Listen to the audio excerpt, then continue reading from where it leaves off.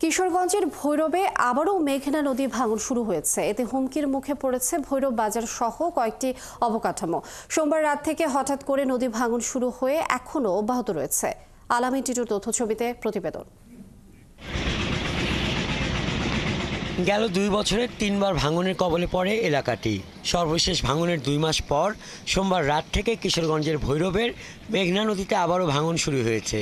থেমে থেমে চলছে ভাঙন। ঘটছে হতাহতের ঘটনাও। ভাঙনের কারণে ভৈরব বাজার সহ কয়েকটি অবকাঠামো হুমকির মুখে পড়েছে। দ্রুত স্থায়ী বাঁধ নির্মাণ না করা হলে কোটি কোটি টাকার ক্ষয়ক্ষতির শঙ্কা করছে এলাকার মানুষ। ডেজার দিয়ে এখানে সকালকে প্রায় আনুমানিক 7:30টার সময় মাটি তুলছে। মাটি তোলার কারণে এই ভাঙনই শুরু হয়েছে। কিছুদিন আগে একটা ফ্যামিলিও এই বয়লারের ভাঙনের মধ্যে পুরো মারা গেছে। আপনার ডিউর এখানেও ভাঙন হয়েছে। এভাবে বারবার এই ভাঙার কবলের মধ্যে আমরা পুরো আছি। যদি আমরা এইভাবে হয় তাহলে তো মেঘনা ভৈরব বাজার আমরা বাঁচাতে পারবো না। এটা দ্রুত একটা আমরা শীঘ্রই একটা পদক্ষেপ একটা নিতে হইব। ভাঙন এলাকা পরিদর্শন করেছে সেনাবাহিনী, পানি উন্নয়ন বোর্ডের কর্মকর্তা ও উপজেলা নির্বাহী কর্মকর্তা। এ সময় দ্রুত ভাঙন রোধে ঊর্ধ্বতন কর্তৃপক্ষের সঙ্গে কথা বলেন এবং প্রয়োজনীয় পদক্ষেপ নেওয়ার কথা জানান ইউএনও। এই নদীর পার কেটে যে কে বা কাহারা যে রাস্তা নির্মাণ করছে, এটি একটি কারণ হতে পারে। এই নদীর পার থেকে যে বালি যে আনলোড করা হয় আর কি, এটার কারণেও কিন্তু এই নদীর ভাঙন হতে পারে আর কি। ভাঙনটা আমরা দেখি নদীতে হয়, সেই বিষয়ে আমরা যারা প্রশাসনে আছি আমরা আমাদের আইনের যে কার্যক্রম, আইনগত কার্যক্রম সেটা পরিচালনা করব। ভৈরব বাজার ও নদী পাড়ের গুরুত্বপূর্ণ স্থাপনা রক্ষায় দ্রুত উদ্যোগ নেবে সংশ্লিষ্ট কর্তৃপক্ষ, এমনটাই প্রত্যাশা সবার।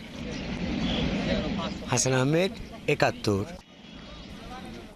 এ বিষয়ে বিস্তারিত জানবো। ভৈরব থেকে যুক্ত হচ্ছেন সহকর্মী আলামিন টিটু।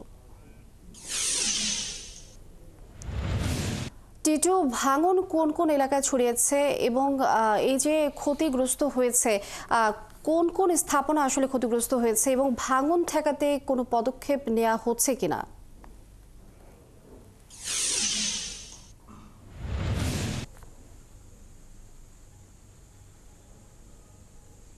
জি লেনিয়া, আপনি যেমনটি বলছিলেন যে ভৈরবের বাগানবাড়ি গুদারাঘাট এলাকায় যে ভাঙনটি দেখা দিয়েছে, আমরা যেমনটি দেখেছি গত সোমবার রাত থেকেই কিন্তু অব্যাহত ভাঙন রয়েছে। এর মধ্যে পানি উন্নয়ন বোর্ড গতকাল দুপুর থেকে তারা ভাঙন ঠেকাতে জিও ব্যাগ ফেলছে।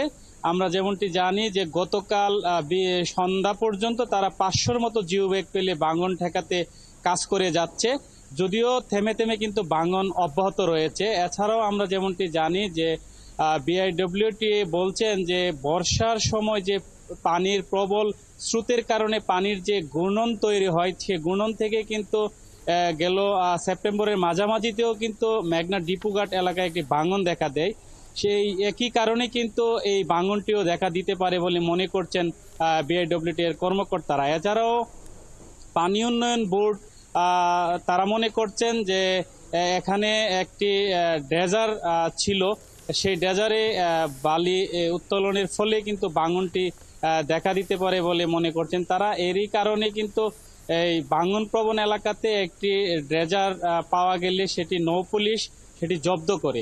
তো এছাড়াও আমরা যেমনটি জানি যে আজকেও কিন্তু সারাদিন জিও ব্যাগ ফেলার মাধ্যমে ভাঙনটি ঠেকাতে তারা কাজ করবে। আমরা ঠিকাদারি প্রতিষ্ঠানের সাথে যোগাযোগ করেছিলাম, তারা বলেছে যে আসলে এখানে 5 থেকে 6 হাজার জিও ব্যাগ ফেলা হতে পারে বলে তারা ধারণা করছেন। তো এই ছিল আমার কাছ থেকে ভৈরবের সর্বশেষ তথ্য। আলামিন টিটু, ধন্যবাদ আপনাকে। দর্শক, ভৈরব থেকে সহকর্মী আলামিন টিটু যুক্ত ছিলেন আমাদের সঙ্গে এবং তিনি জানাচ্ছিলেন বিস্তারিত।